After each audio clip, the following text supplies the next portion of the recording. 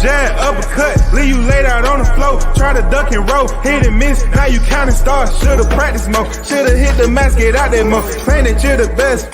You gotta show me, son. Actions over words, baby boy. Is you real or what? Talking way too much, world come. Back sports, talking way too much, world come. Back sports, talking way too much, world come. Back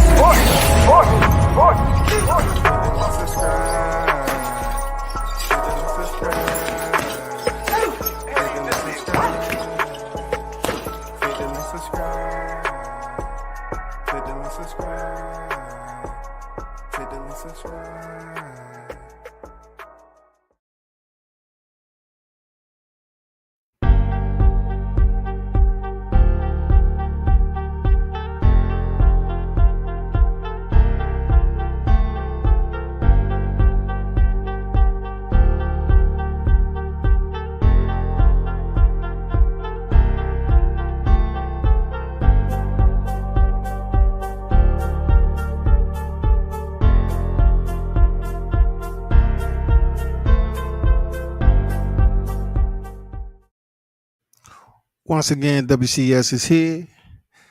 Salute everyone that support the channel. You know what it is, World Combat Sports on deck. Once again. And man, big shout out to everybody who rock with the channel, support me, and see everything I'm out here doing in the sport of boxing.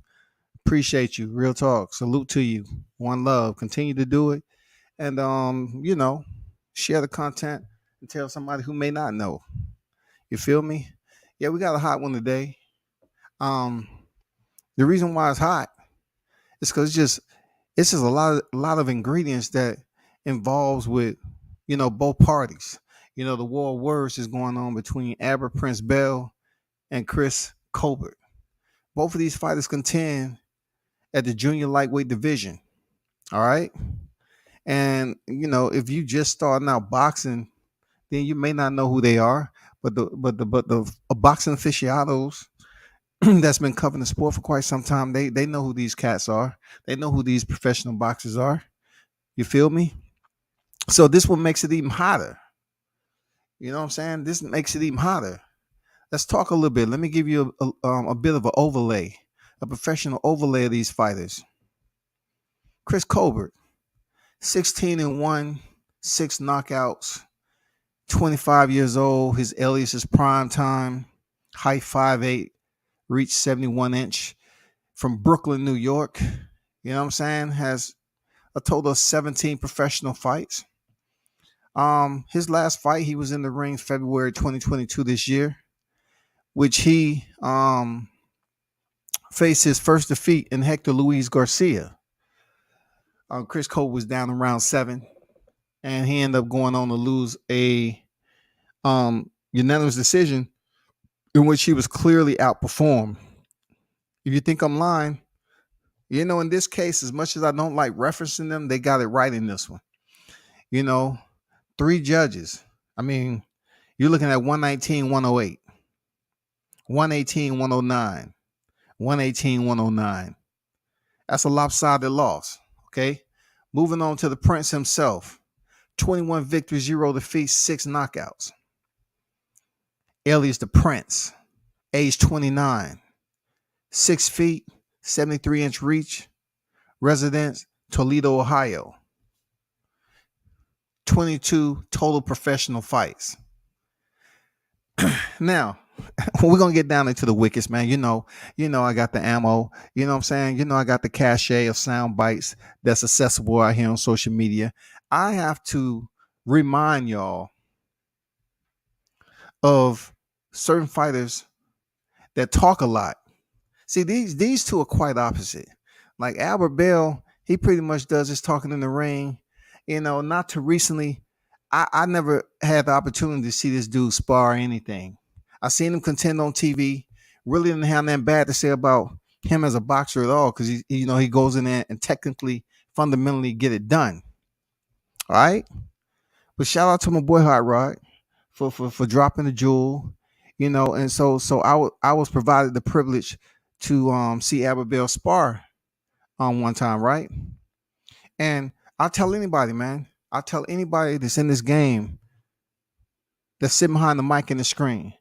It's a lot of knowledge that you miss out when you see these fighters that you speak on, but yet you never seen them fight in person, nor have you seen them spar. You ain't seen them work out. I seen Albert Bell spar. I'm not gonna mention the sparring partner's name, right? Keep it confidential because I still gotta frequent these gyms, right? And some fighters be getting all upset and everything else. But anyway, I seen him come out with different frames of boxing styles. He went 8 rounds. He went up there and fought different every round.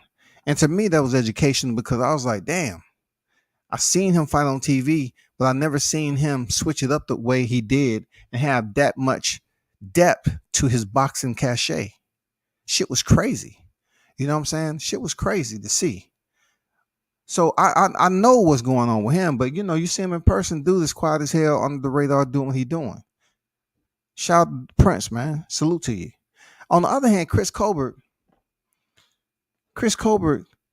is a loudmouth. There's nothing wrong with being a loudmouth in boxing. And I mean, I got the sound bites for him. In his words, he says that he's just telling the truth. He don't really, the way he runs his mouth and keeps the trap door open. He considered it as keeping it real. But that's not the case in reality today. Keeping it real, people people don't digest it as you just being truthful and blatant and honest, especially when it's derogatory.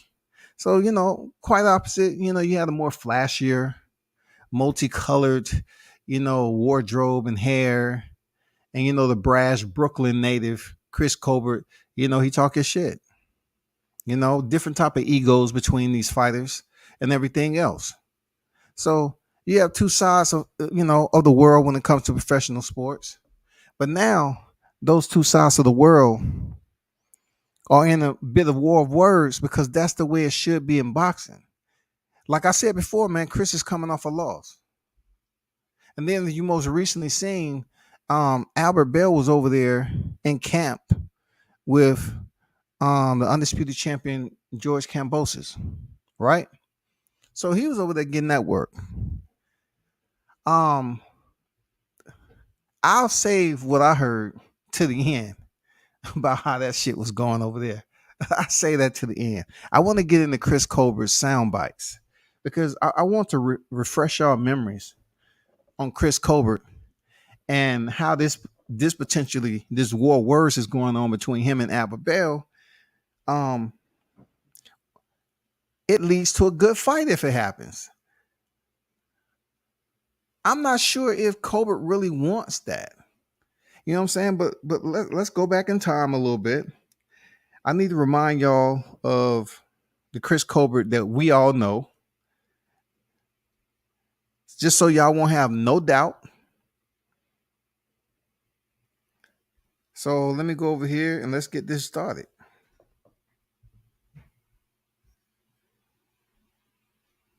Like gonna make it somewhere, and then I killed their spirit and their career. Let me back that up. I got them find undefeated fighters, prospects that people was expecting to make it somewhere, and then I killed their spirit and their career. Well, Albert Bell, he's 21-0. Chris, you know what I'm saying? Bell's 21-0. You can do that. You can apply. You can attempt to apply that to Albert Bell if you feel that that's what you're trying to do. Kill their career and everything else. I mean, because you talk that talk, right? And then I killed their spirit and their career. So like, I feel y'all should have been had this, or in your head that I was a great fighter and I was down to fight whoever. You think the fact that he, but there's a difference between me and him. It could. And Guy Russell fast. I'm fast, but Guy Russell just so fast that he can't control his speed. I'm fast. I'm fast, but me and Guy Russell fast. I'm fast, but Guy Russell just so fast that he can't control his speed. See, I spliced up the audio because I just want y'all to understand how much he is sit up here and dogged a lot of black fighters when he's running his mouth, right? And with me, it's nothing personal. That's him doing what he does. But in this moment right here, if by chance that him and this fight can materialize, it'll be a good fight at 130 for both fighters because he's been on record as trashing black fighters. Real talk. So I don't want anybody to get sensitive about me keeping it real, so to speak, because that's what Chris Colbert did. He says it's opinion. He keeping it real, and people need individuals not like him around them, so he can keep it real, right? So don't get upset. I'm fast with I know how to pick my shots, control my speed, do what I want to do. And that's what show come Saturday night. It's competitive divisions in the sport. There's, a whole host of names: Shakur Stevenson, Oscar Valdez. I want to talk to you about Gervonta Davis's performance at super lightweight this past weekend. I know you've been very complimentary about him in the past. You're always somebody who gives fighters their props for their performances. What did you make of his win over Mario Barrios? I think he had a tremendous win. It was a great victory. He definitely looked sharp. He showed the world more than what they expected because they just expect a hard puncher. They didn't expect him to be so sharp and so fast. Most recent performance against Nakatila. Again, somebody that you've spoken about on several instances in the past. You're always somebody who pulls it straight down the middle. What did you make of his performance? I want y'all to pay close attention to the guy who's doing the interview. See, there's a difference between language delivery or request. So let's just say it was me interviewing Chris, right? And I said, you always been known to be brash and braggadocious and, a bit ostentatious, a big mouth. So what do you have to say about that? See, I wouldn't have got the response, but this guy right here, he say, you always been known to call it down the middle. No, calling it down the middle is not what he does, bro. He doesn't call it down the middle. He just call it for whatever he chooses to speak on at the moment. Some people may call it impulsive, but that's how he does it. Yeah. I didn't see it, but everybody was saying it was a bad day. But you can't knock it. Everybody ain't gonna be perfect every day. Sometimes you have bad days. As long as you go in there and get the job done. Because I'd rather a pretty win. A ugly win than a pretty loss any day. So salute to Shakur. He got the job done. Mm-hmm. Now, in the last 24 hours, Chris, I'm sure you know that I'm going to mention this at some point. You've upset one or two people with a certain interview that you did on Fight Hype regarding Deontay Wilder. Just first and foremost, really, your thoughts on kind of the fallout in the last day or so from the interview that you've done. I'm not even paying attention to it, to be honest. I just me be giving my honest opinion, and people don't like it. There's nothing I can do. I'm being honest. We all seen it for ourselves. We've seen what happened in the fight between him and Tyson Fury. So, if y'all don't remember, Chris Colbert did an interview with Fight Hype by way of the Boxing Voice, and he really, went in and was being belligerent. He was just talking real reckless and belligerent about Deontay Wilder at the time. Which the things he said, I have some of that sound bite, and it spent the real pretty quick on social media. So even so much that it got back to the champ, and the video ended up being removed. Now, I'm not going back and forth on why the video, because you do have the First Amendment and everything else that goes along with it. But he was talking, crazy from someone who really haven't stepped up. And that's why it's going to be important if this type of verbal sparring is going on between Chris Colbert and Albert Bell. If it doesn't take off, then that means you're not actually keeping it real, because he's in your weight division. You're coming off a loss, so you can't really put him in a square saying, you still got to work before you get to my level. You was trying to get to a title eliminator. You was trying to put yourself in that position. You didn't get it done. So therefore, this fight right here makes all the sense in the world, because it seems like not too many people want to fight Amber Bell. You know what I'm saying? I mean, he has 21 professional victories. I mean, you can't sugarcoat it. So for the last 24 hours, I mean, you do have a way about you where you do shoot straight down the middle. You say what's on your mind. You're very. I mean, that's how everybody should be. Shoot straight down the middle. Get honest with it. Get straight to the facts. Why sugarcoat it? Oh, I'm not in this game to dick ride nobody. I'm in this game to keep it real. And see, that's where I'm at with it, right? It's okay for somebody like him to say everybody should do that. But then again, you know, people like him won't like if they was to hear what I have to say, you know, what I think about his ego. You know, they approach you whenever they with their group of people and they feel some type of way about the words that you spoke on. But you're the same one on social media with the biggest ego talking about several people. You know, you call Gary Russell trash. You said, you know, Deontay Wilder was a sucker. You know what I'm saying? You pretty much had this thing where you was just lining up all these black fighters that you haven't even stepped into the ring with the caliber of any of these fighters yet. But yeah, you was up there just rambling, man, just being reckless. And you say, you know, Wilder needs somebody else around him like me, because I'll tell him the truth. But who's around you? I mean, I'm not getting it, bro. Like, do you even warrant the right to speak on other fighters anymore after that performance that you lay down? Now I understand fighters lose, but Chris, man, you was in a perfect position to be able to potentially pick up a strap if you was to defeat Roger Gutierrez, right? And then it would have slid you right into the line of competition to face Shakur Stevenson in a unification fight. Then you really would have had that pretty decent paycheck you was looking for. Do the wounds got a tug in it? A tug? No. I don't care what people think. Hey, don't get me wrong, but I just think Pacquiao might pull it off. I don't know. Yeah. Listen, everybody.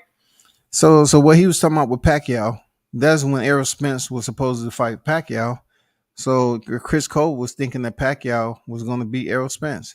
He said, "That's what I feel. That's what I feel." I'm just trying to see, does this guy even support any true black fighters? Like, I mean, it's not that many black fighters that support that compete in the sport of boxing that has a huge name, but most of the ones that you see in the sport, they have a pretty good quantity of notoriety that people know who they are.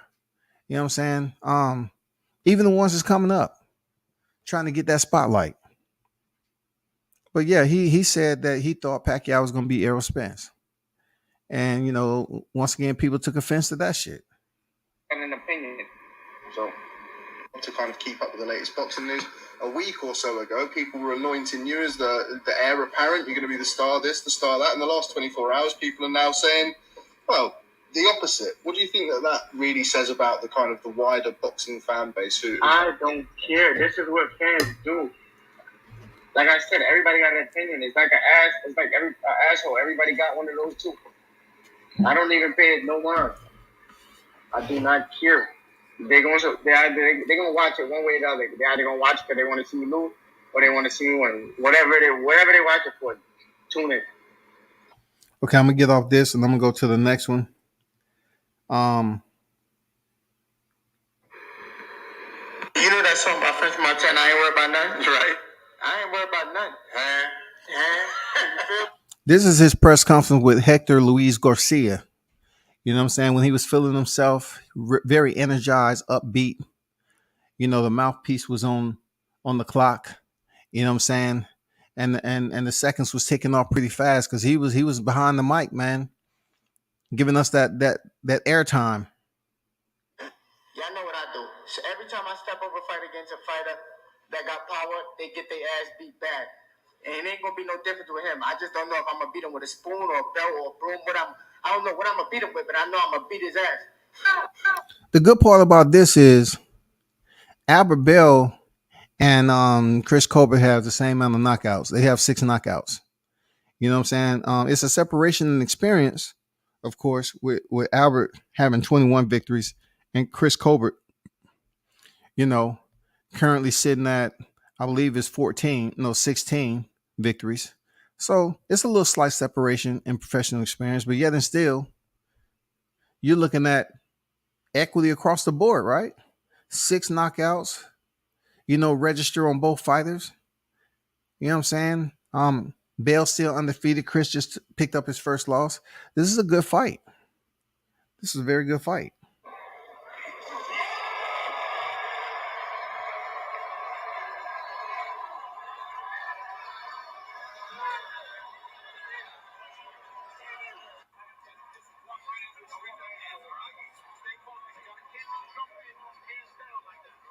I mean, I thought it was a good fight, but I think overall he just showed a lot of dicks. Like, I feel like he a pussy. Like, at the end of the day, like, if I'm down 10 rounds, like, you don't got no choice but to fight. Right.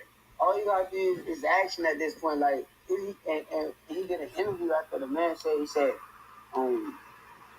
I didn't want to get knocked out. Like, I feel like that's a bitch mentality because at the end of the day, you lost. Right. So how Wilder went out, I would rather go out that way because that nigga, he fought to the death. Like, he a warrior at the end of the day. He could go home to his family knowing that he put it all in and he did everything that he could.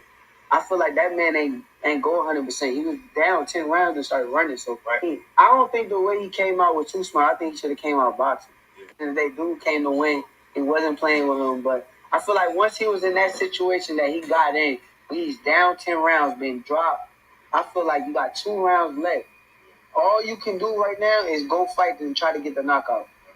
I think you got the dog until it's time for the dog to really show up. Nah, I disagree with that. I feel like when you're in the gym and you fighting and you sparring and doing all that, like, if you're a dog or not. Like, I mean, he in the gym, he knew. You think he was capping? Because he said he got it. I think he was capping. I know for a fact he was capping. I knew him his whole life. Shakur said, I know he was capping. I knew the dude his whole life. That's crazy, man, because this is a combat sport. And you do grow up with certain individuals in his life. You grow up with certain individuals, man. It's just like growing up. You see people all the time. You have childhood friends. In boxing, you see your compeers grow up from the amateurs to the professionals, man. Shakur Stevenson pretty much said, hey, that's cap. No, it's pretty much cap. I mean, he was doing this at 15 years old and going to the ring and then get beat up and do the same thing. So that's him. That's who he is. It's the baddest. And shout out to Champ Side. I was able to get that from Champ Side. Shout out to him. But even now, after the trainer switch, he got rid of Breland. What that mean? What you gonna learn from me? He knocked out? So this is the interview that was taken down, the controversial interview with Chris Colbert, allowing his mouthpiece to run on overdrive. You know what I'm saying? When he was just speaking damningly about Deontay Wilder. And, shout out to Ness from TBV, who was providing the interview via Fight Hype. Wilder looked like a sucker. You took all this and then he made you bite your words. Or he told Tyson Fury something about changing his trainer. You changed your trainer. You just changed your trainer to somebody that got you knocked him. And Tyson Fury beat him up too. So what? And now what? All trainers ain't world. Alexander on deck. Big dog on deck, I see. He can't even do either. Because you know what Tyson Fury said? All trainers. He said I broke your eyeball and broke your eyeball. Your eardrum and your eardrum. He said this is a chain reaction. He said, how you gonna teach me to do something that you can't even do? But some trainers are better That is trainers than fighters. That is not happening. Have you seen the clips? What clips of here in pad? The pad don't hit back. I'm saying. Now I'm saying too. He looking good though. I'm saying too. The pad's not hitting back. Everybody looks pad. Everybody look good on pad. I could look like I want to. Floyd Mayweather. Come on, run it. That's pad and bag work and shit. Yeah, like Tyson Fury looked good too. Tyson Fury is special. I don't think nobody. He said he want to come in 300 pounds. Now remember last year, I don't know what he talking about that. Hey, he was making terrible. You don't believe the gloves? No. You see what happened, Margarito? Come on now. So David, that means you got to fight the white. So why he got that? Why he got that? Why he still got that white guy in his camp? The white guy was the one that was in his Tyson. Look, you can do that all the time. I do that with the MX glove. I do that with the MX gloves all the time. Open up my whole hand. You can't. That means you got to go fight the white guy then. Why you keep the white guy and fight the black guy? You blame it on the black guy. You know, I really don't know what JD's had anything to do with this, and it's not about redirecting the interest totally back to the situation at hand. I'm more so trying to just show you how reckless of a mouthpiece that Chris Colbert has. You know what I'm saying? The way he just goes out here and just speak without reserve. And he call it speaking the truth, speaking the facts. Okay, if it's speaking the facts, please don't get mad at other people that so-called speaking the facts when it's opinion. You know what I'm saying? Because some of the subjectiveness will come out and it will be against the grain and you're not going to like it. You know what I'm saying? Because people are assessing what you are as a person, how you present yourself. And then when they come to speak on you, they're going to give you the same energy that you have been giving other people out here. When you've been placed behind the mic and interview, and you always have something crazy to say. You know what I'm saying? The way you speak fits your personality. You know what I'm saying? And that's who you are as a person. But then it provides us the accessibility to speak on it. And you be talking all that racism shit, and you won't go fight a black guy.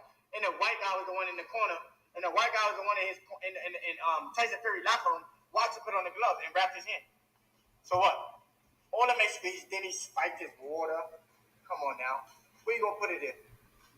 What can you put in water that's gonna be used for Henny? What do you put Henny? It would have been brown. Where you put tequila? What do you put in the water? Roofie! You gotta put some roofie and be clean, man. Yo, you can't take his from another man. And I don't have no problem with Wanda. He just don't know how to take L's as an L. So when you tell somebody that they can't take that whooping as a man, and you put all this criticism, I never understand. It's not for me to understand because I wasn't cut like that. When somebody say I like him though, I like him. Like you say all that negative shit about somebody. Nah, I like him. We cool, man. That's my dog. But he ain't shit as a fighter. He's this. You know what I'm saying? He should have did that. He a sucker. He this, that, and the other. You're not gonna get nobody with a sound mind and body to come up to you and dap you up and say, "Hey, man, I heard what you said about me over there, dog. Yeah. Oh man, it ain't that personal, man. It's just, man, you my dog. I got love for you, bro. It's all good." It's not gonna go down like that, man. It won't even come close to that. It won't even come close. I'm not speaking for another man, but I seriously doubt the fighters that he's up here calling trash and suckers and stuff like that. I don't think the first time they see him, they're not going to be sitting up there embracing. Like I said, I can't speak for him, but that interview he gave, it agitated enough people to the point where the interview was removed. The shit was removed. But thanks to social media, you have what? You have copies upon copies upon copies. He was mad at me that I said I thought he lost the first fight. Why you mad at me? You need me around you. I'm honest. He said that Deontay. Yeah. Shout out to Iki TV. I don't think he's gonna make the weight, but hey, I mean, he's been working hard, so I can't put that past him. Give me your reaction to the fight. Oh, it was a hell of a fight. Hell of a fight. I just think Javante did exactly what I thought he was gonna do. Like I told Danny that he was gonna start him. I thought he was gonna knock him out clean. Because now these fighters nowadays, besides Canelo, Mexican fighters is not disciplined enough to stick to the game plan for the whole 12 rounds. They want to get brave and macho and want to keep swinging and instead of grabbing, like he hurt you, you want to like say rock him just like a robot do a boxing. So like I just knew he wasn't gonna be disciplined enough, like to keep that jab out. He didn't grab not one time, not once. That's all I can give on Chris Colbert. That's enough airplay for him. Okay, let's get down to it, man. Let's go to the task at hand on why, and whatever brought this to the equation, because this is boxing. So therefore, when I look at and I hear what's going on, and appreciate my reliable source for dropping me this, you know what I'm saying? Um, let's go to what's been transpiring online, right? So um there was communication that was going on. And shout out to Vic, boxing promoter, professional boxing promoter. This is a text. Of course, you see the official prime time. You can figure that out for yourself. And you have Vic Post and Albert Prince Bell. Now, this is just a screenshot of a portion of the text. Just a screenshot of the primary people who's communicating. It's a lot more to this damn thread, but I just put this out there. Say at Vic Post, here you go, trying to build your promotion. LOL. I understand. One thing that was never meant for me to just sit up here and digest as if it's nothing is when my people sit up here and they always are considered to be lazy individuals, right? Um, a lot of us don't work hard for anything, right? So in boxing, you all know you have to work hard for shit. As a fighter, as a promoter, as a manager, you know what I'm saying? As a trainer, you got to work your ass off if you want to be on elite status. Right there, hearing Colbert talking about, you're trying to build your promotion. What is he supposed to do? He's supposed to wait till people just present him with fights. That's like a real estate agent. You think they're gonna sit in the office and then people around them gonna bring them leads? I mean, maybe you got a team out there, but when you're out there working as an agent yourself and you haven't established your own, then you have to get out there and find and get leads and build up your clientele. So there you go. Colbert up here talking about here you go trying to build your promotion. LOL, I understand. And then Vic responds, say, not at all. Last year you said, you know my body. But it's a dangerous fight. I understand. It's a lot. Look, it's a lot that's being said in that, man. Because Chris Colbert did say they know his body. That's before he was, with his feet aimed up at the motherfucking lights and shit.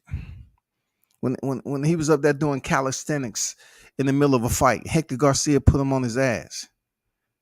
You know what I'm saying? Chris Colbert said, last year you said, you know my body. But then Vic is like, it's a dangerous fight. I understand. His dangerous fight is pretty much saying Albert Prince Bell is a dangerous fight. I agree. That's a dangerous fight for Colbert. That's a very dangerous fight. Albert Bell coming here and replies to official prime time 718. Stop it. You ain't with the shit. I've been ready. After all that shit you told me, you got fucked up by a bum. Then start calling out 26 pounders coming off a loss. Yeah, it turned out we do know your body in that shit. Frail as fuck. Sign a contract or shut the fuck up and stop trolling. I mean, I think that post deserves another review because a lot was encompassed in that summary. They say, stop it. You ain't with the shit. I've been ready after all that shit you told me. You got fucked up by a bum. Then start calling out 26 pounders coming off a loss. Yeah, it turned out we do know your body. And that shit frail as fuck. Sign a contract or shut the fuck up. Damn. That's the war of words that's going on out here. I'm pretty sure it's more behind the scene, but this is out there on the thread. Well, it was, it's good people, screenshot shit and put it out here for media to speak on. But I think this is a very good fight, truth be told. I think this is a very good fight between Albert Bell and Chris Colbert. Yes, sir. Absolutely, it's a good fight. Why not? Why not? Chris Colbert, Albert Bell want that smoke. He want that fight. After everything, after everything, all the Brooklyn, all the Brooklyn that you have placed out here. You're out here contaminating the media airways, talking your shit. Here's somebody else that's talking the shit right back to you. He just straight up told you, stop with this shit, man. I've been ready after all that shit you told me. He's pretty much saying, Chris, you got fucked up by Hector Garcia. And then you at 130, you start calling out 126 pounders, featherweights. You know what I'm saying? It's almost like you switching up, like second guessing yourself. Do I really want to be at 30?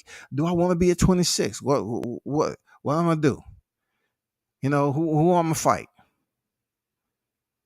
He said, yeah, it turned out we do know your body. And that shit frail. Damn. Dude. This is a good fight we want to see. Truth be told, this would be a damn good fight we want to see at 130. I know Shakur Stevenson, unified champion. Shout out to the Emperor. Shout out to him. But when we talk about other collective fights, we need some other fighters to spark up that interest too. Shakur Stevenson did that. WBC, WBO world champion. He's did it. But what about the names is up there too? Albert Bell versus Chris Colbert, man. Yeah, Vic. Let's hope this happens. That'd be great. That'd be great. I don't know if it'll be down here in the A, but that fight right there, that'd be good to look. That'd be a good look for boxing, especially down here in the South. That's if Chris Colbert really want to come down here outside of celebrity championship boxing. Are you willing to come down here and lace up and step in the ring, man, against a very tough opponent? Just like Vic said, it's a dangerous fight. I understand. You got that right. It's a dangerous fight, Shotty. For real. Hey, shout out to Alexander. Big Dog on deck. Showtime Media, what's good? Shout out to my guy, man. Y'all be sure to check out Showtime. Subscribe to him, man. Y'all already know what it is. DBMH, salute. WCS. Salute to WCS in the chat. He said Albert Bell will beat him. Yes, sir. Albert Bell all day. He's a much more talented fighter. He has too many frames to the picture that he's going to present inside the square. So I hope this somehow materialized the way it should be. Like it's just out here on social media right now. So we all know that social media, depending on who you are, they still got to go to the promoters. They still gotta talk it out behind the scene if it's worth their while. And also, who's gonna be the one that try to make it about money? You know what I'm saying? Oh, you can't afford me. No, bro, you haven't did anything to sit up here and be making about crazy amount of money. That's why the fight ain't gonna happen. Give the fight fans what they want. You said you break the spirit of undefeated fighters and destroy their career. Well, guess what? you got the Prince. You got the Prince career up there on a plate for you. Goddamn 21, waiting for his 22nd. That's an undefeated fighter you can step in the square with. Let's get it. You know what I'm saying? Let's get it, Chris. You don't talk to all that shit. Don't be a sucker.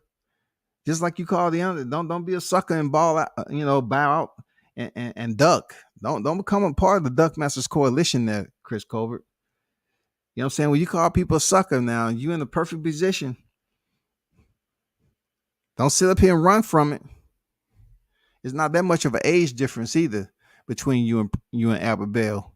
But Albert's sitting at I think he's like 29, right? Yeah, he's 29 years old. And Chris Colbert, I think he's sitting at 25. So you can't really say, he's too old. He shouldn't be in the ring with me. No, bro. It's time to let somebody else know what their body's like. And Vic, man, I hope you be able to promote this fight, man. Especially down here in the A. That'd be good shit. I ain't gonna lie. King Mitch, what's good?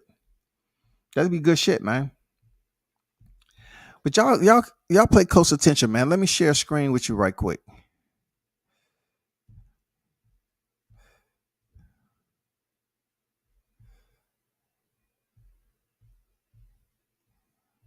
Hold on for a second.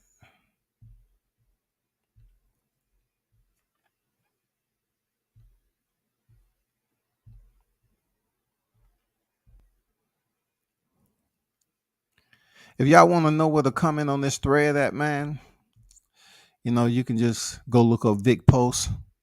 Follow him on IG. You know what I'm saying? And you see the thread. This is social media, so don't act like I'm snitching. Don't come up here with no petty shit. I don't want to hear none of that. You know what I'm saying? Um,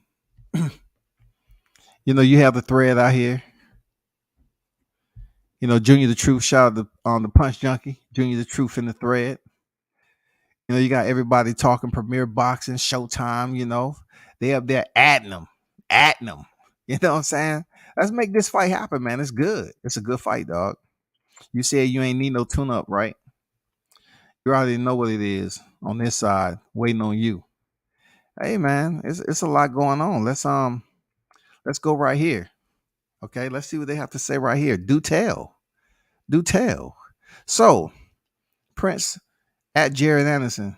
We've been knew that dope baby brother boxing niggas. We like that in real life. Jared, oh man, cheerleader. They know what's up. Send contracts. Let's stop talking on media. Okay, so prime time saying, send the contracts. Shout out to Ohio Run Boxing. He chimed in. He said, don't let them guys do too much playing outside. He's my Uncle Al Heyman. They don't let him do too much playing outside. You know what I'm saying? The promotion or whatever. You know how that is. But yeah, you had some people chime in. Check this. Come in on the live, man. Show these two professional fighters, man. Show them that attention. Build this fight up. I want to see it. Real talk. I want to see it. Yes, sir. Build it. Chris Colbert says send the contract. So hopefully something's going on behind the scene that benefits both parties, and we able to see these fighters step in the ring, and it'll be an exciting fight. Real talk. I think it'll be an exciting fight. Seriously. This is a perfect example of some of them fights that come into play that you wasn't even thinking about. Yeah, let's do that. Let's make that pop. But yeah, y'all go follow Vic on social media, man, and drop your comment. You know what I'm saying? L-Dub in the building. What's good? Drop your comment on these Warriors, man. Show some love. You got Albert Prince Bell, 21-0. You have Chris Colbert, 16-1. You know what I'm saying? Support the fighters, man. Help make this fight. Leave your comment over there. That's what it's about. But the last time we seen Chris Colbert, he was down in the fight. He would get up and lose a unanimous decision. You know what I'm saying? Has that pretty much humbled him, so to speak? We don't know. You know what I'm saying? We don't know what's going on. All we know, he was just running his mouth recklessly at 21. Recklessly. He was talking about everybody. Man, he was talking about so many people. It was everybody. And it's not just him just speaking on stuff like it's simple trash talk or whatever. He was just being crazy sporadic with it, with what he was saying.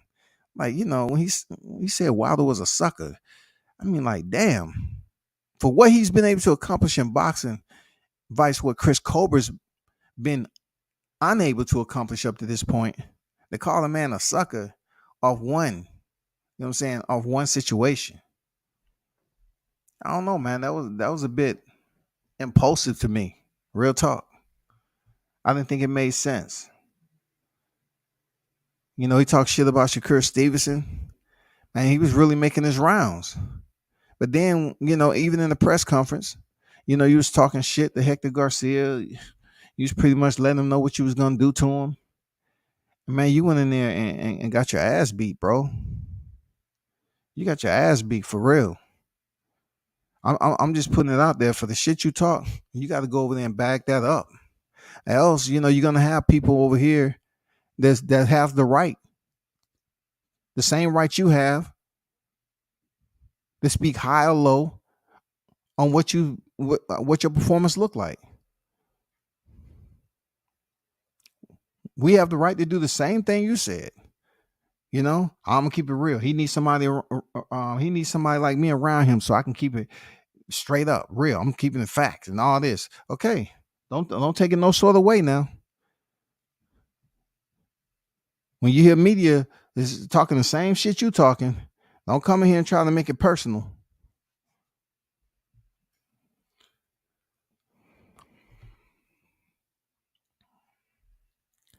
Chris Colbert has entered the WBA rankings at number 7. He is looking to come back at July 30th on Danny Garcia versus Jose Benavidez Jr. card. I mean, that'd be the perfect time for them to set up any type of fight. I mean, Chris Colbert going into the rankings, I don't take too much like emphasis in the rankings because I told you how the ranking system works. It's according to your connection and everything. But it's amazing how he switched over to a different ranking system, a different lane, and now he want to go up to WBA because he wasn't successful in the IBF. I don't know, man. I don't know. Let me check something out right quick.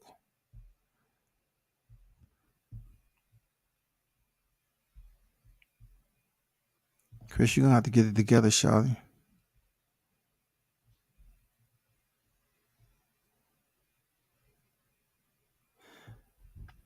Well, I'll take that back. Not the IBF, WBA.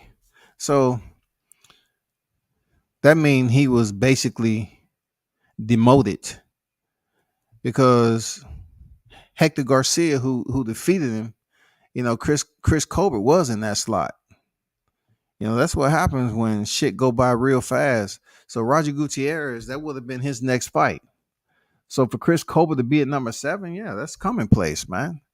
That's where he should be. It's good. He's still in the top 10. That's still he's in the top 10.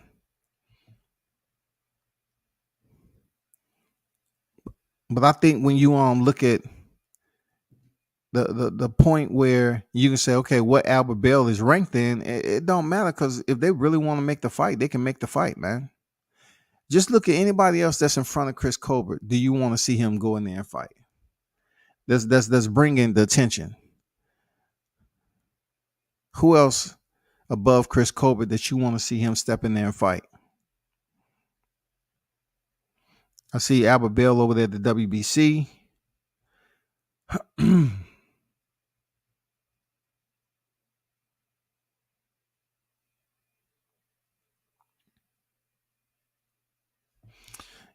Yeah, man. Let's see how that works out. That's where he's supposed to be. He dropped down in ranking. He was up there where Hector Garcia was, fighting for that shit. And then when you lose, that's what happened.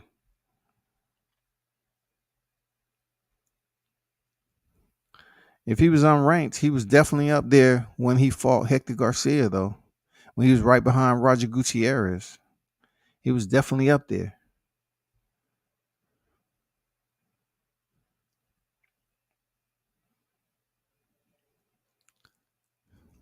And shout out to L-Dub being in the building, man. I don't understand why he would be unranked just off one loss.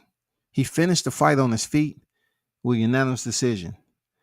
How can he all of a sudden be unranked when I just don't get how they can just throw fighters around the ranking system and expect us to somehow respect it?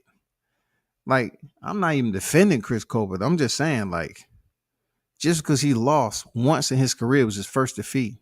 How can you just snatch him out the entire ranking system and then put him back in there? It reminds me of what they did to Sergey Lipinets. You know what I'm saying? When Boots Ennis was making his ascension at welterweight, if you really pay attention way back when, all of a sudden Sergey Lipinets disappeared, reappeared, or whatever that shit that was going on. I don't understand these damn ranking systems, man. You know how they just be snatching cats' name out and then reinserting them in there any spot. I don't know. Maybe just like they did David Benavidez. When David Benavidez fucked up on the scales, they inserted him at the light heavyweight ranking system in the WBC, and his team had to damn sit up there and petition and say, "No, we're still competing at super middleweight, man. What you doing? Y'all don't take it upon yourself to just put me in the light heavyweight. I'm still competing at super middleweight." So I'm pretty sure a conversation was had to say, "Hey, you need to stop fucking up down here, super middleweight, man. We're gonna put you up there. If you can't make the weight, we're gonna put you up there light heavyweight now." He was number one. Yeah, for sure. He was in the spot where Hector Garcia is now. You know what I'm saying? He was right up there, next in line if he won to face Roger Gutierrez. But he blew it. Now you have the opportunity to step in there with the person that, look, it'll be a fight that'll be tough for Colbert if he takes that second loss against Albert. That will pretty much, it should elevate. It's according to how that shit play out. It should elevate Albert's status. It's according to how it plays out. That's all I can say.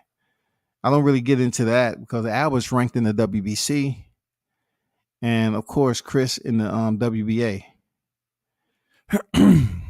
But they can make that shit happen easily. It's not that difficult to put somebody in a sanctioning body, put them in that lane so they can make a fight. Man, we've seen that shit happen all the time. I.e. Carlos Ocampo. They grabbed him from the bottom feeder and said, "Hey, you're the mandatory."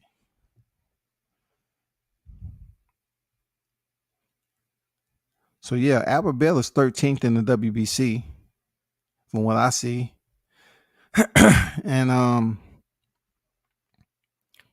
he's not ranked in the WBA. But this fight can still be made though. Real talk. All that talk and fall scared after getting dropped. He didn't want to get knocked out, Mitch. For somebody to have all that expression and be erratic talker, very garrulous individual, right? He said that he didn't want to get knocked out. Like, he said that Shakur Stevenson fight, he can be boring because he don't get touched. But yet Shakur still finds a way to win. You, on the other hand, you don't want to get knocked out. You pretty much don't want to get touched. But you ain't willing to put forth enough energy so you can go ahead and get the victory, do what it takes to switch it up and find another way to win, because the game plans you had initially, it ain't working. So now you got to find out. Shakur said, "Hey, you should have left it all in the ring." At that moment right there, you should have went for broke. You had nothing else to consider. You was down 10 rounds. You should have got down, went for everything you had in the last 2 rounds, which is considered the championship rounds, right? But Colbert, he didn't say, he said he didn't want to get knocked out.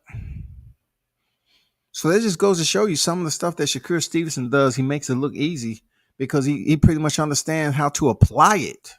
You know what I'm saying? Chris Colbert, I don't think he's there yet.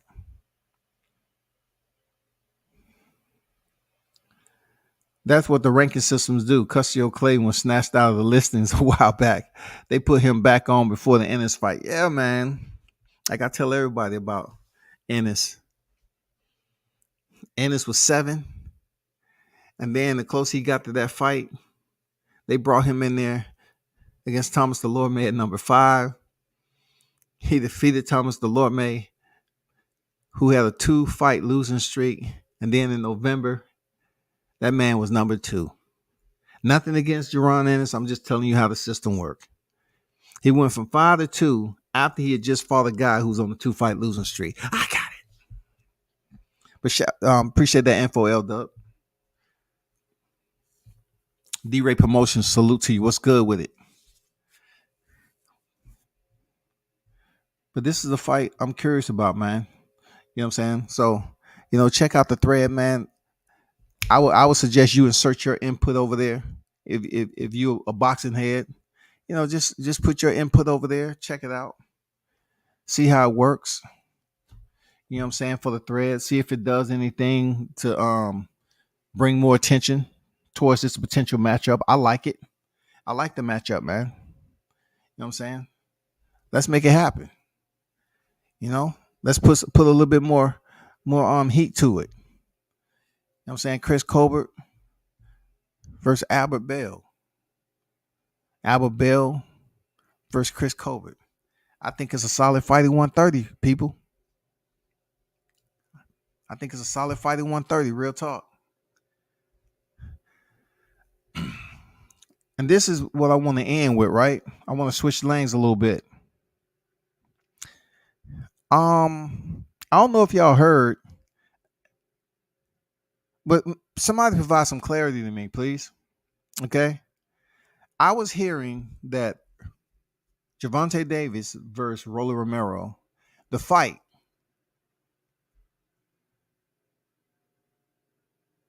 calibrated, okay? Calibrated 400,000 plus. I'm not putting this shit out there. I told you I don't do that. I want you to understand my parentheses. All right? I heard. Okay? So don't go quote me talking about I'm putting this shit out there. No, I'm not. I was privy to seeing it. I read it. And I just haven't been able to provide any type of assistance with citing the sources that can validate the 400,000. Now, if indeed 400,000 is the number, then it brings into the equation that damn, Gervonta Davis is right up there or surpassing Errol Spence Jr. Real talk. Because at this point in time, Errol Spence has not did 400,000. He hasn't. His highest was with Mikey Garcia. All right. So you're trying to tell me if the Tank, who went in there and stopped Rolly in the six, calibrated 400,000 plus PPVs, where's the source? I just want to know what the source is. Where did we define these numbers? Where do we source them from? How did we retrieve these sorts of numbers? Because if the numbers are so indeed to be true, wow, that is amazing. But there's a lot of skepticism, people. I ain't gonna lie. There's a lot of skepticism of me believing some shit like that, especially with Rolly Romero coming out of nowhere on a rematch after the Isak Cruz fight, and he's really had no opponent like Cruz. Cruz now had Gervonta Davis, and he had Gamboa, but Rolly haven't had that. Rolly really haven't had that opposition for somebody to just say, outside of his sparring videos or his shadow boxing, he fought this person and that person. So that's why I believe he can defeat Tank. Now, I was more so temporary boxing fans up here saying, oh, he looks strong. Hey, look at his muscles. Man, he's on that creatine. He's on that Ambrios, man. They got his nutritions look good. And then his power, man. He swings his arm so hard. He throws his neck into position, and then it's a slight time delay when he throw the next punch and his head swing to the right, and it's another pause. You know what I'm saying? People is really becoming enamored with Rolly Romero's videos, and they was really saying, Rolly Romero knocks out Gervonta Davis. Here's why. Oh my God. Why do y'all torture? Man, come on, dog. Can somebody in the chat, I'm talking about reliable sources, mainstream media, provide me some type of reaching point where I'm capable of retrieving information. I need data that I can verify this with. That's all. I need to verify the data. Let me do this one more time. Let me do it one more time.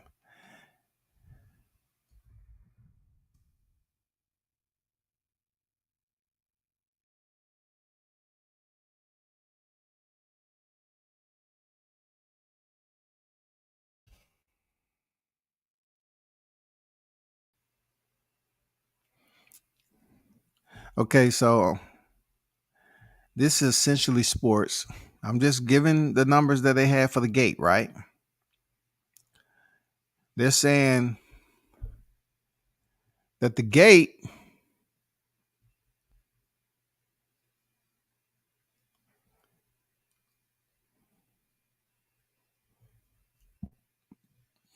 according to sources, the fight generated a gate of 5 million and a witness attendance of 18,970. That's what Leonard Ellaby mentioned in the post-fight conference. Okay. All right. We tracking. So let me get up out of here. I'm trying to find out how and where I can retrieve PPV numbers. Because the only reason I find this important is if Gervonta Davis was able to carry the full load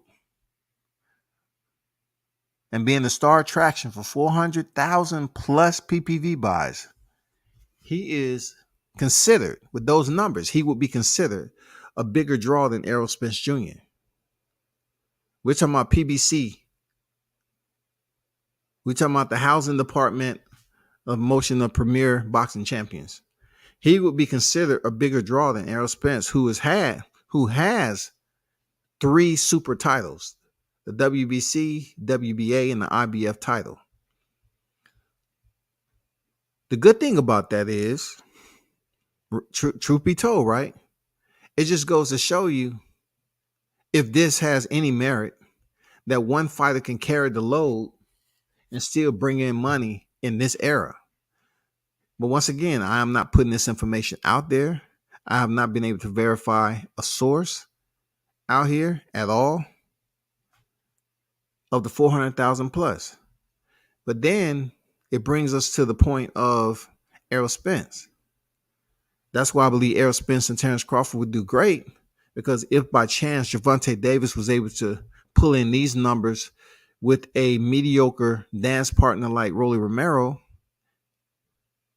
then we already know that Errol Spence and Crawford would far surpass Gervonta Davis, because they're 2 well-known top-tier elite fighters in the sport of boxing. If they fight on PPV, it's going to do grand numbers. But a big part of me is no way, no how that I feel comfortable in believing that that fight generated 400,000 PPVs. It's just no way, no how I can, put my consent on that as if it's if it has integrity. I just don't see it, bro. That's like, could you imagine, like, Gervonta Davis at the Barclays doing what he's done, being on PPV the amount of time he has, and I'm talking about, we're not talking about somebody's stadium, okay? We're not talking about the grandiose. We're talking about, a 3-way champion who has some WBA regular titles under his belt, and people just waiting for him to, fight this person, that person. But what he brings to the table is that equalizer, that knockout ability. If any one of y'all have the information outside of YouTube, I would definitely like to know. I'm very curious. Let's see. Oh, skills, not much heart displays. Can Colbert go on a run like Farmer did? Ugh. I don't want to. Tevin Farmer and Chris Colbert kind of remind me of one another a little bit. I'm not mad at Ennis ranking, though. Seems appropriate. That's a hell of a number for Tank versus Rolly. All I'm trying to say is a potential. Shout out to the Queen Monica on deck. Appreciate you pulling up. That's a hell of a number for Tank versus Rolly. Hell of a number. I just need I just need something to verify it. I need a cited source. That's all. There's no way that I can co-sign on some shit like that. Tank has high amount of casual fans. Rolly was a great opponent for casuals to bite on. All that shit talking. Yeah, he sold the fight. He sold the fight big time. I heard the gate did around 5 million with almost 20,000 in attendance. Yes, sir.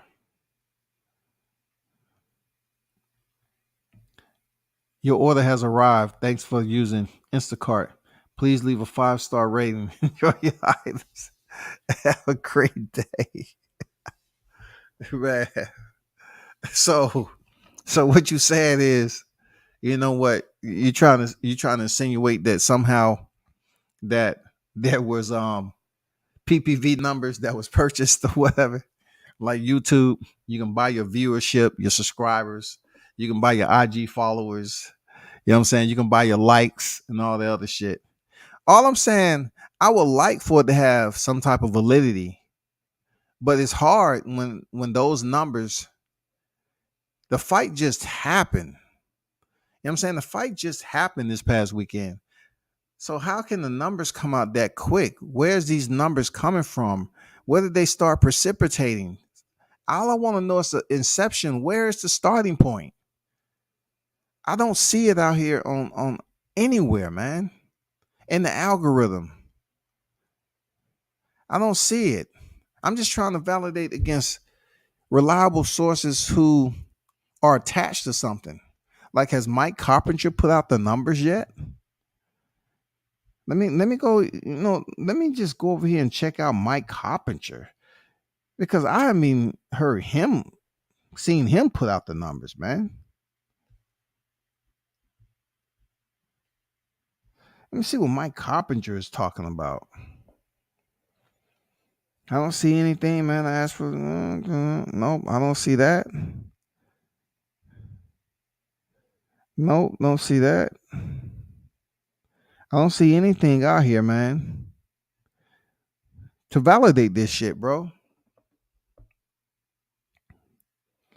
I don't see any of it. 400,000.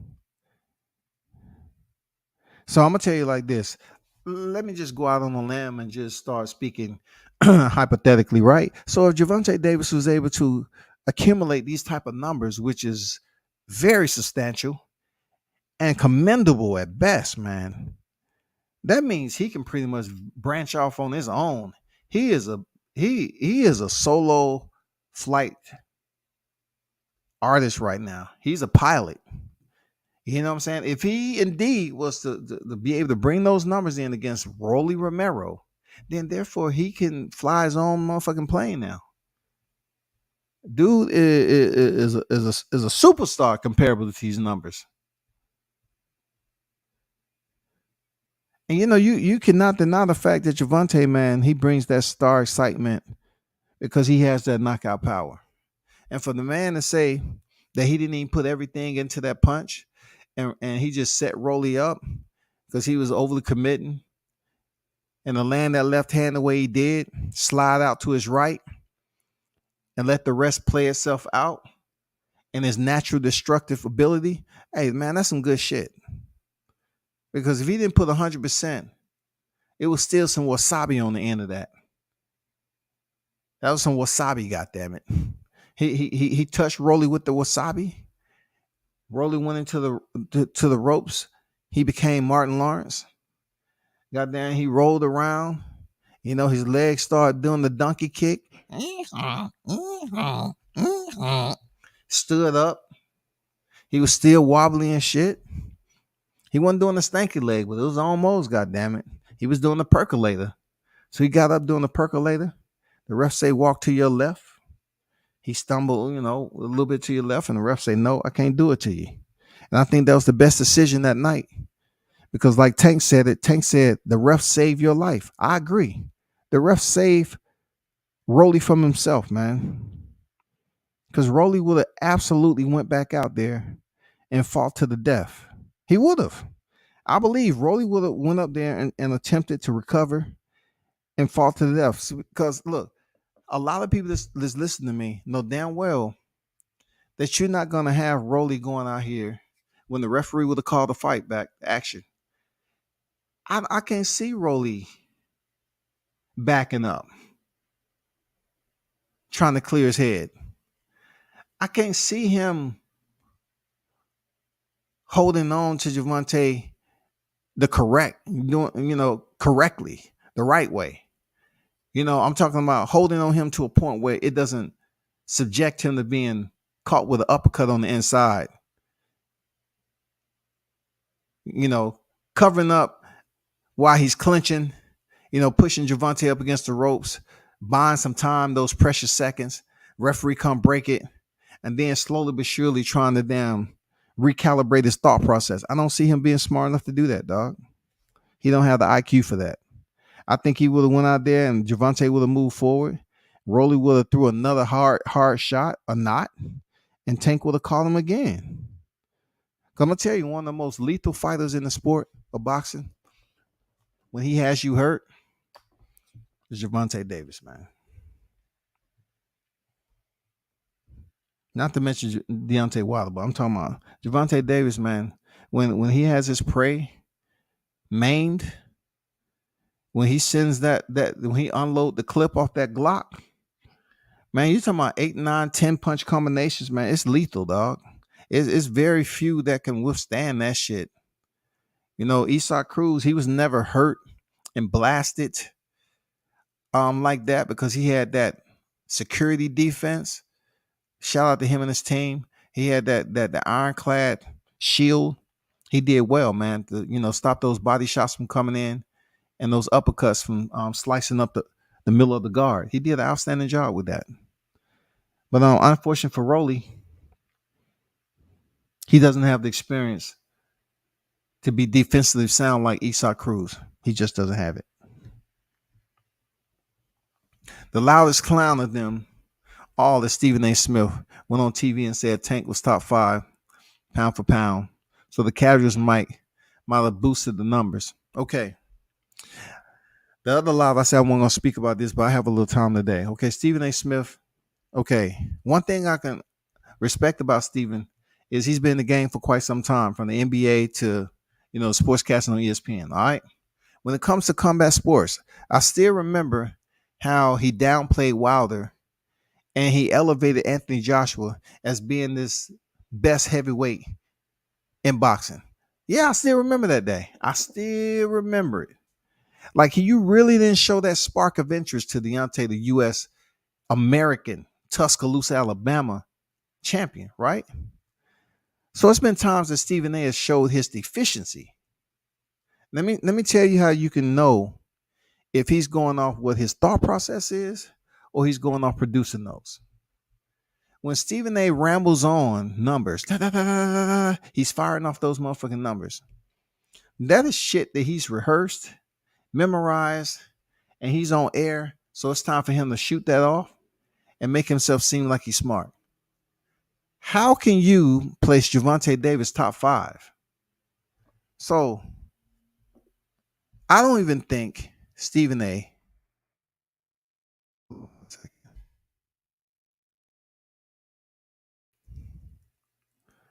Let's go somewhere right quick. Let's spin the block right quick. Okay. Let's spin the block right quick.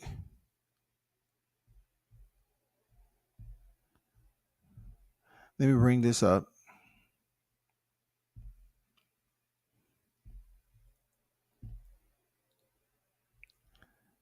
Get your ass out of there. So let's just look at the top 5 as they have it. Let's just look at the ring. All right. Let's just look at the ring. That's all we're trying to do is look at the ring.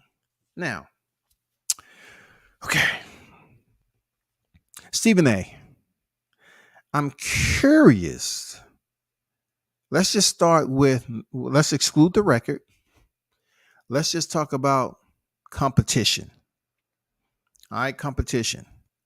The competition that Javante is coming off, Rolly Romero, was nowhere even close to no one on this list.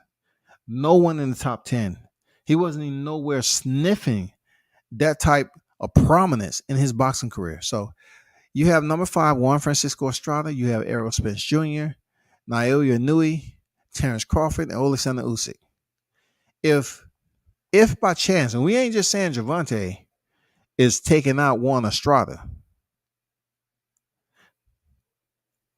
but when you talk about his list of opposition, how do they compare to the top 5 on this list? That's first. Then when it comes to championships, so you're going to elevate Javante off of an opponent like Rolly Romero, who won an interim WBA title in Connecticut, which we all know that was a highway robbery. And he's not really considered the best at anything in boxing. So that's going to elevate Javante to this top 5 community of Rolly Romero's win. Not only that, Javante still has to basically collect some titles.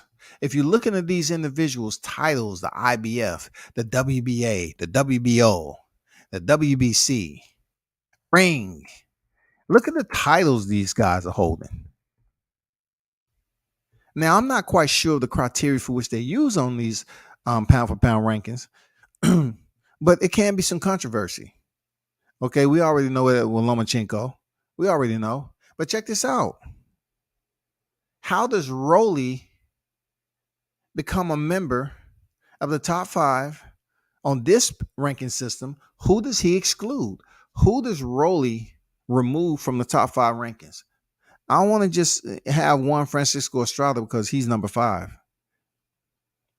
But Juan Francisco is next to Errol Spence Jr.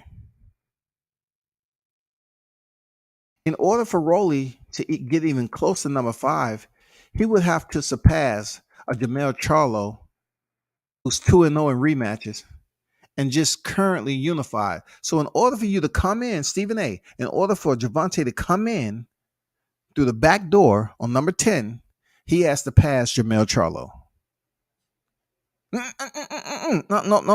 No. Be quiet, Stephen. Not only he has to pass Jamel Charlo, who certified officially earned that undisputed. No ifs, ands, or buts about it. It wasn't no controversial decision. Shit was a stoppage. Moving on to number 9, Josh Taylor beat Jose Ramirez for the undisputed titles. He is certified official. Even though he had a little shaky fight against Jack Calloway, he's certified official. You have to go past Josh Taylor. Then number 8, you have to go past Dimitri Bivol, who's just coming off the biggest win in his career and defeating Canelo Alvarez. He is the primary reason that Canelo is no longer sitting at number 1. The light heavyweight champion Dimitri Bivol. Then moving on to 8. I mean, hey, that person shouldn't even be on there. Lomachenko shouldn't be on this list. He has no titles, but yet they put him in a picture with a title. The ring does not exist in Lomachenko's possession anymore. So you can throw him out. Still, you got to go up the ranking system. And then we know damn sure when it comes to number 6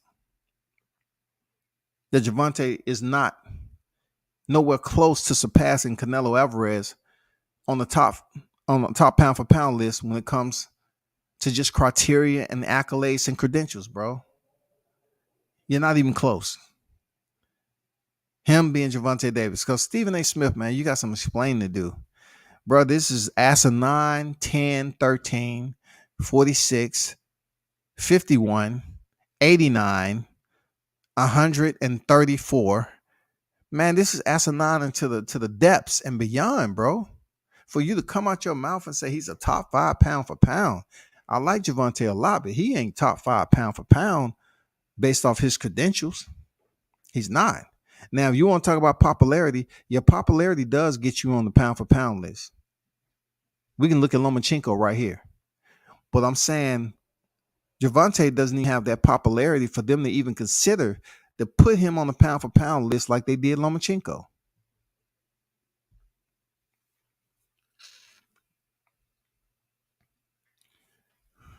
$400,000 is a phenomenal number. I agree, man. 400,000 is crazy. It's crazy, man. That means he would be a bigger star than Errol Spence, man.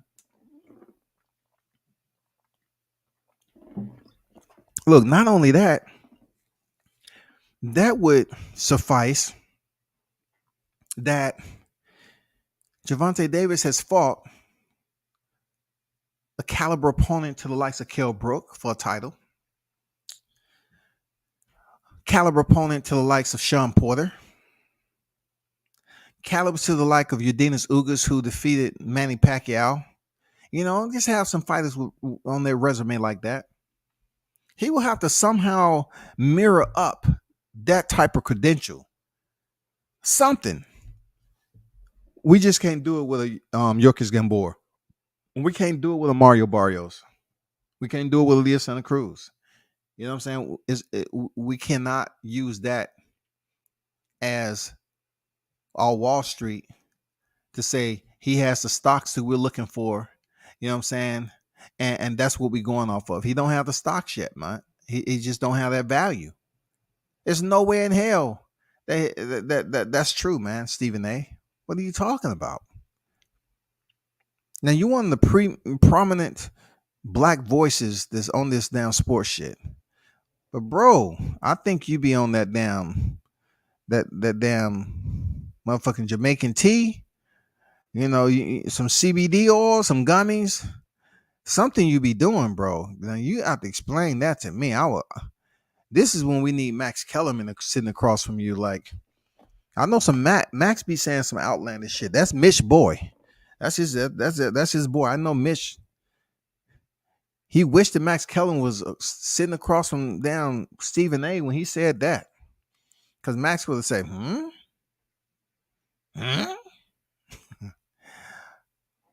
Well, due to categotricalist universal predictions, most of the boxing world don't agree with you, Stephen A.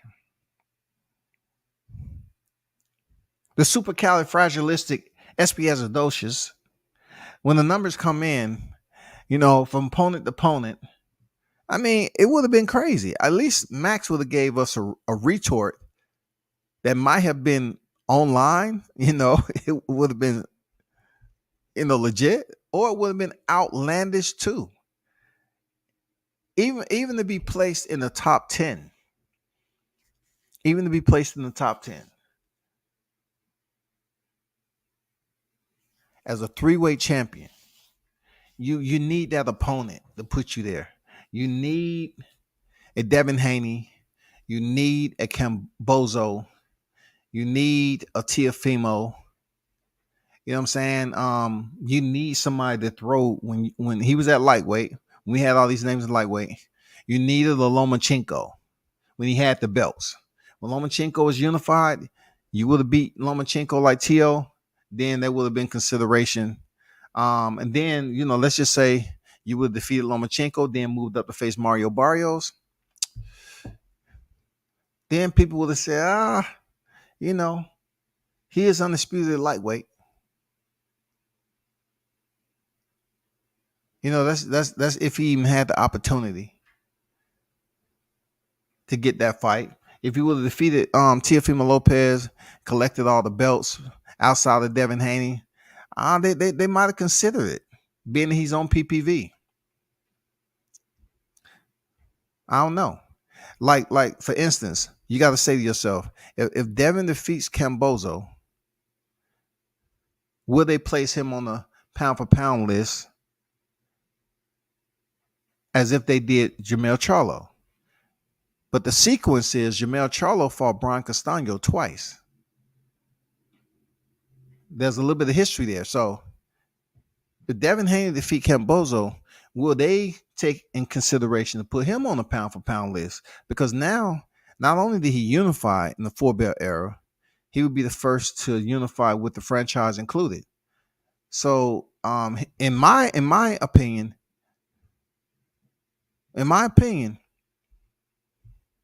he has a larger exception even than Jermell Charlo, in my opinion, because he would have went in the backyard of his opponent. We already know. Completed the Aussie single, picked up all the straps, all of them, and it would be no ifs, ands, or buts about it. You have to put him on the pound for pound list off Cambozo. You have to do it based off where the fight is and who he fought to get the titles. Why? Because I don't consider Cambozo special. I just consider him to have a name, just like I mentioned Urdinas Ugas. Urdinas Ugas had Manny Pacquiao. Guess what? Cambozo has Teofimo Lopez. Teofimo Lopez has Vasil Lomachenko. You got to play that into the equation. And also, for him to step in there with a title, he had Richard Comey, who's a world champion. So that shit is carry forward type of value. So as much as I want to say, Cambozo, he's ragu. Not so much when it comes to who he defeated to step in the ring with Devin Haney. He defeated Teofimo Lopez, who defeated Lomachenko. So that's value, dog. That's value. Stephen A does a list every week. All them shits be trash. Lomachenko don't make my list. He's a good fighter, though. If Tank versus Rolly did 400, I'm personally raising Tank on my pound for pound list. Motherfuckers was respecting Canelo for his numbers and money generated. Got to do the same for Tank. Listen, I have no problem, man. Believe me.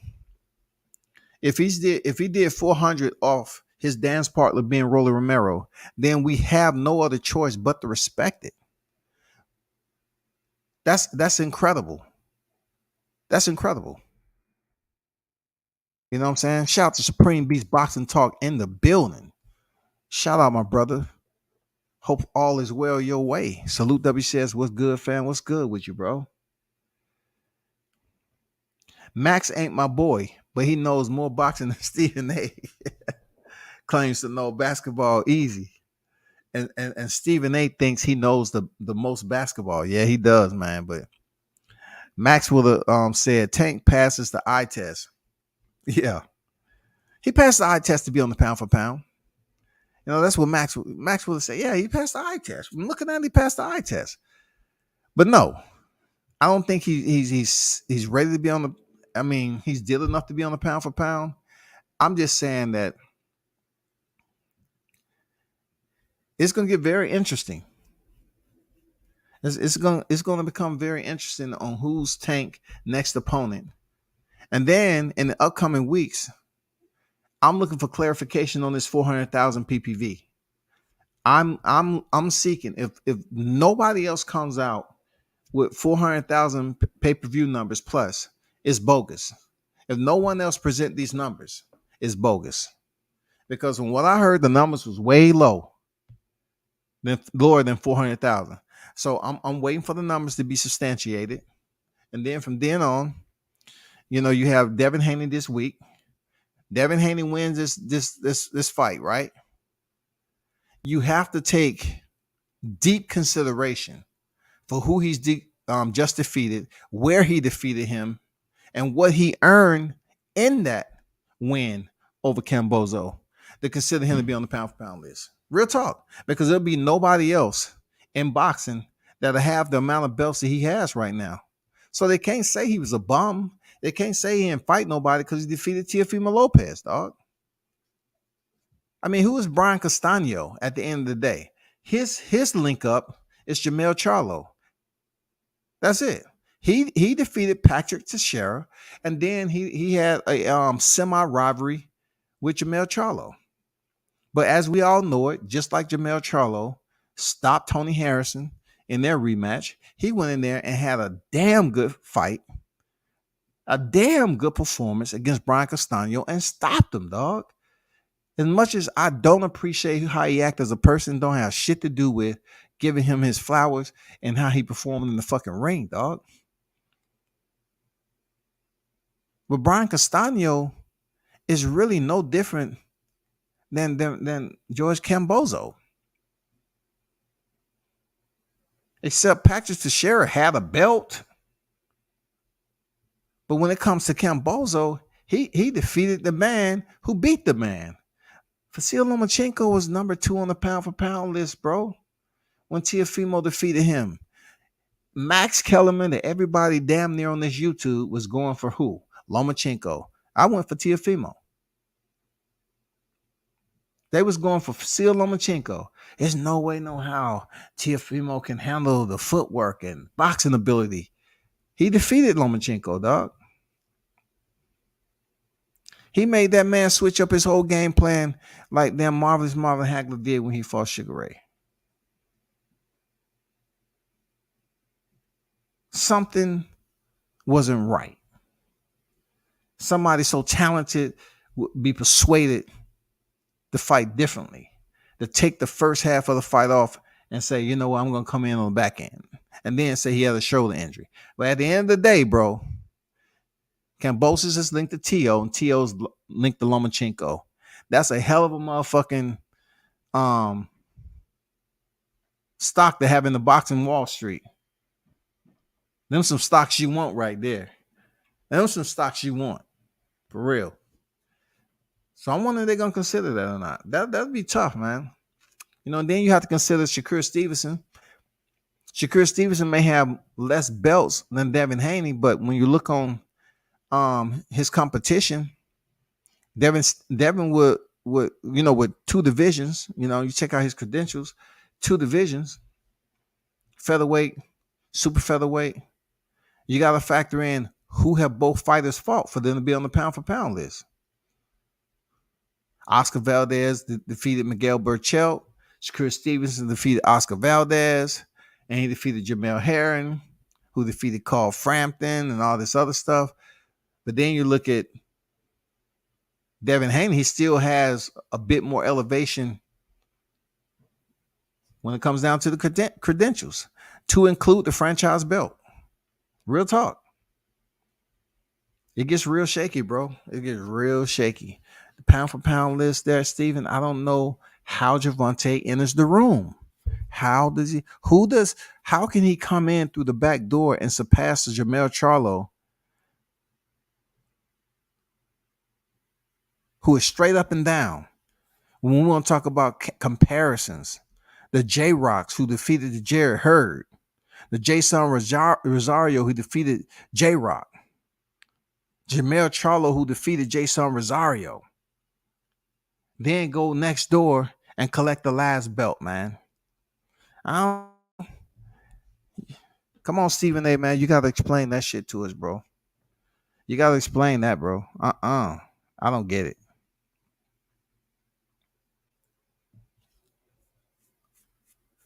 Man, 400 is great today.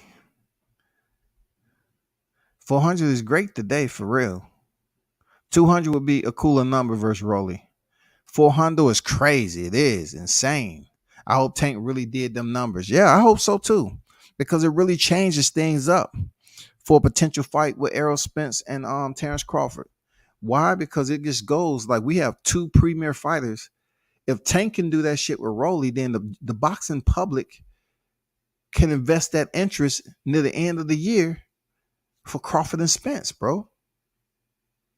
They can make the shit happen.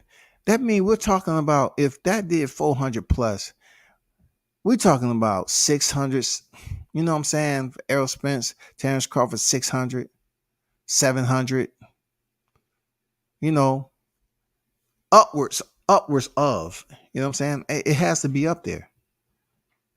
3-weight division, man, come on, man. 3-weight champion, 3-time world champion. It's just too much going on. Both on the pound for pound list. They should damn near double what Tank was able to do. If these numbers are indeed legit, they should be able to double the shit. They should be able to do 800, bro. Because that fight is on the magnitude, on the scale, it shouldn't even be close. Opponent versus opponent, it shouldn't even measure up. Spence Crawford shouldn't even measure up at all when it comes down to the interest. If it does measure up, that means Gervonta Davis is a motherfucking beast when it comes to the interest of the boxing fans. That dude is a motherfucking beast, dog. Queen Sombrero better cash out. Tank before a mediocre dude whoops his ass. Grande Lagora ain't shit. Yeah, I know Ryan Garcia, man. From what I heard, he did pay Errol Spence's 20 bands. Okay, good for him. Big dummy. I don't know what's going on with Gervonta. Now he has Javier Fortuna, and he was up there making all the scene and shit. And now people trying to say he used Errol Spence, who's a black fighter, to boost his. Man, people always want to think everything's about clout when sometimes it is. But who gives a fuck? What is clout? Does Clout have an NFT? I mean, what the fuck is Clout, dog? I mean, damn. How do people grow business? Clout. They talk and communicate and connect and network with people with clout. And they get that clout, they get the exposure, and they get more clout on their business, and then they continue to grow. They meet somebody else with larger clout than them, they connect with them, and they continue to combine that clout all together. So it can mushroom into something that's phenomenal. So why people always act like clout is something bad? To my all you clout chasing. Yeah, chase clout, god damn it. If that's what you need to do, chase it. And that's what Ryan Garcia was doing when he was having that shit with Leonard Ellerby. When he was right there with the cameras rolling with Danny Garcia. Let me do account balance right quick. Okay, let me see. I bet Errol Spence. I can give away 20,000 to charity. I can do that. Okay. Hey, Errol, I bet you 20,000. I got Rolly. See, Errol's not much of a talker, but me, I would have talked myself out the bet. I'm not gonna lie. If you would say, Scotty, I got 20,000 on Rolly, I say, hold up. No, hold up for a second. So this is the same guy who you have 20,000 on Rolly, the same guy who was coming up to your fights trying to get a fight with you, and you was ignoring him, and he was talking all that trash about you. You ain't shit. Pretty much like King Mitch is doing, right? He was goddamn just absolutely denigrating you in the media, right? A dude who talks about fucking you up in sparring, all that good shit.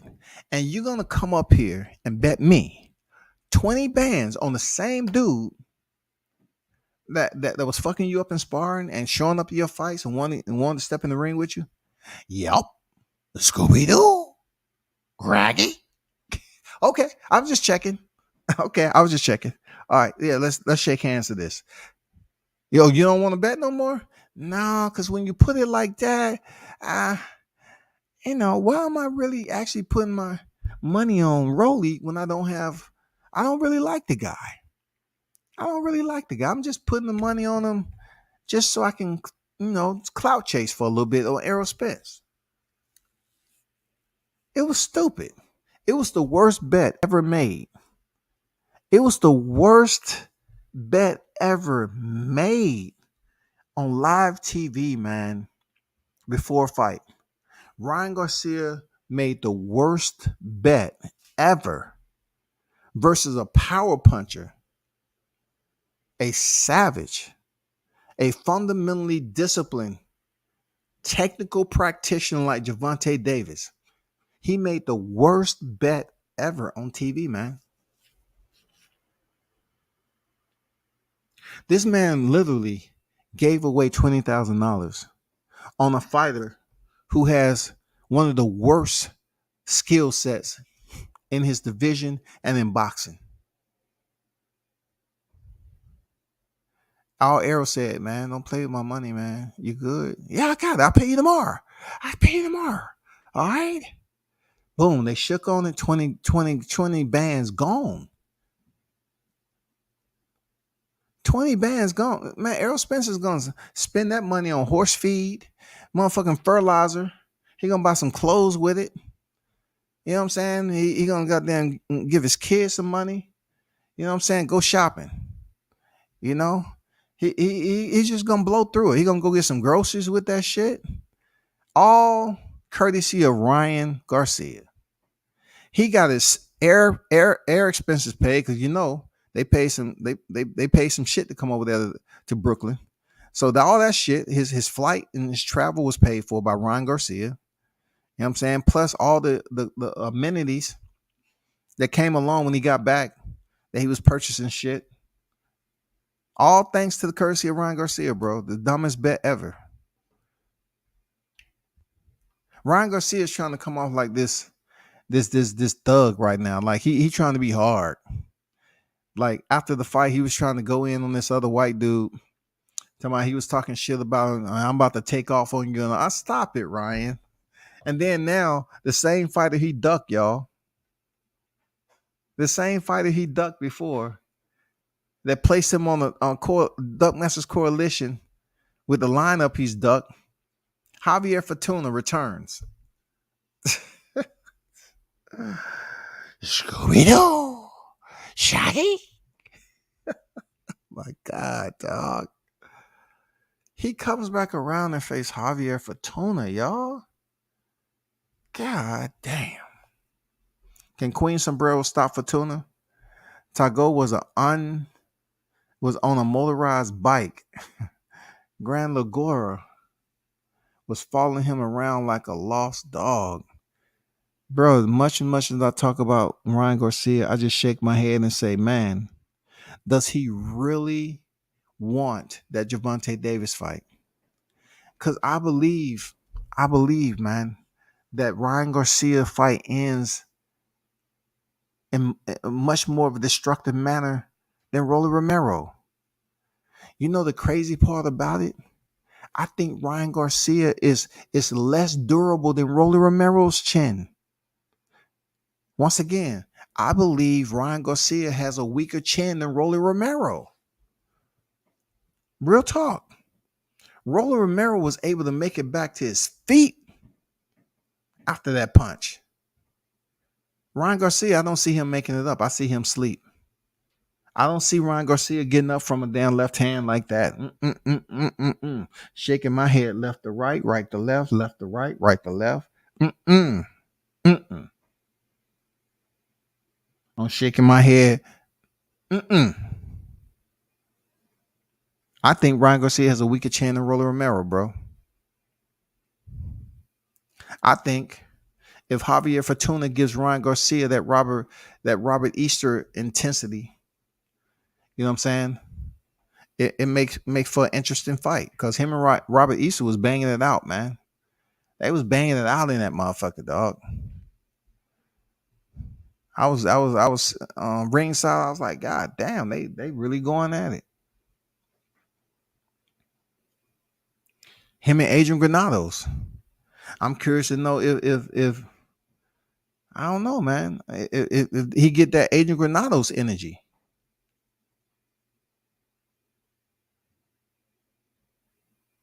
But that was, the Emmanuel Tago fight was the first fight since he's been with Joe Goosen. So let's just give him the benefit of the doubt that he's still in the maturation process. You still just gotta allow it to play itself out. But him want Gervonta Davis, man. I think Gervonta will take that fight. But I think he gets slept with a brutal KO. Rolly Romero, in a sense, proved that he does have toughness, man. Like Rolly was fucking hurt. I mean, he was hurt bad, but he made it back to his feet. I don't think Ryan Garcia is getting up. Real talk. I hope he wear a motherfucking black, blazer with a white shirt and black bow tie as his ring attire, because God damn it, it's gonna be a funeral up in that bitch. Real talk. It's gonna be a funeral up in there. They knew that the best was horrible. That's why Danny Garcia, the bet was horrible. That's why Danny Garcia pulled out the phone to verify. Spence was squeezing Lagora's hand like it's too late to back out there. You know what I'm saying? Spence said, "No, you ain't get out of this bet, nigga. Nah, don't play around." Spence put it out there. Don't play. Don't play with me, man. Don't play with my money, man. Because you got to come to Texas sooner or later, dude. You don't want to you don't want to be blacklisted from Texas, dog. Because you're a youngin, you still got a lot of career, but you don't pay my 20 grand. You know what it is once you cross those state lines, dog.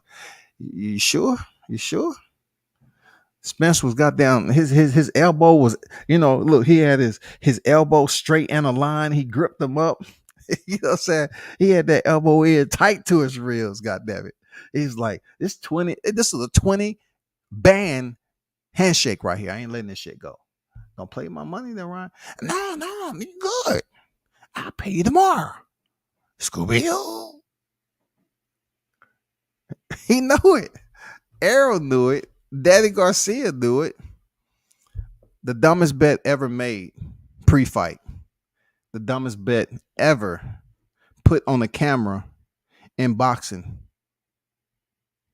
It just doesn't make any sense why Ryan Garcia went into his bank account. I know his people, man. I know he has kids, man. I know it's people's like, oh my God, you just gave away 20 bands to Spence, man, who just came off a fight where Yadina's Uga's making money this year. You just pay him all his travel expenses, his food, everything else, man.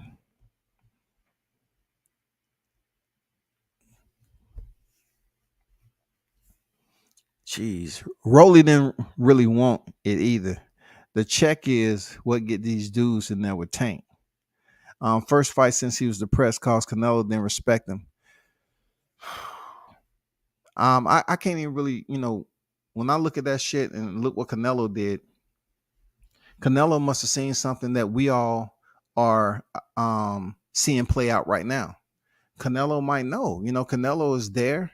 He probably was seeing that, Ryan wasn't putting max effort into it. He probably looked at it like Ryan. He probably looked at that shit like, man, they never gonna show me the attention I want because it's all about Canelo. So he probably felt some type of envy or whatever. I don't know. Could have been some jealousy, and and Canelo put it out there for what it was, and he is what it is. I just feel Ryan Garcia is going to be on the silver screen sooner than later. He's just going to make some more money in boxing, continue to do commercials, and be on the silver screen and take it from there. That's what I think Ryan's going to be.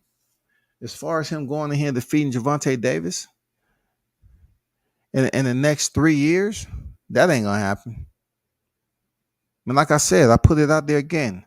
Ryan Garcia has a weaker chin than Rolly Romero. Even in the knockout, Rolly, in my opinion, has a chin.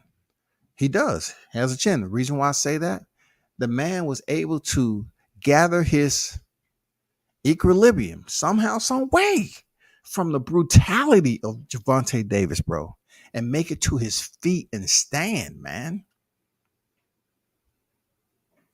It was no Leo Santa Cruz. Leo Santa Cruz is Ryan Garcia, bro. Leo Santa Cruz was dropped in the same corner his team was at. Can do y'all understand the hysteria that was going on that night? I was there. It was mass hysteria over there, dog. That's how I see Ryan Garcia getting knocked out with Gervonta. I see him being flatlined like Leo Santa Cruz, bro. Real talk. I see Ryan Garcia being sent to the upper room. And as I heard heard my boy say, he coming back with a picture with Tupac. Seriously, dog. He coming back down this mug with a picture of Tupac. A Tupac, goddammit. Yeah, I seen him up there. Yeah, he's doing fine. He's in good spirits too. Ryan Garcia is gonna be telling everybody, man, you want to bet? I did see him. I got the picture. And it's bright up there too. Well, I said, nah, I still got work to do down here. I gotta go. Oh my God, man. My boy say he came back with a picture with Tupac. Man, they sent him to the upper room. He came back with a pic with Tupac. Damn.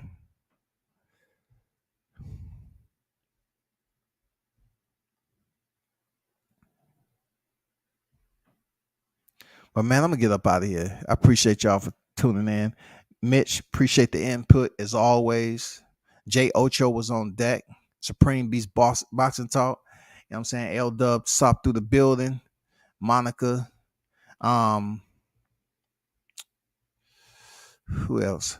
My guy Showtime Shaw News, man. Y'all be sure to check him out. You know what I'm saying? Doing big things over there. DBMH.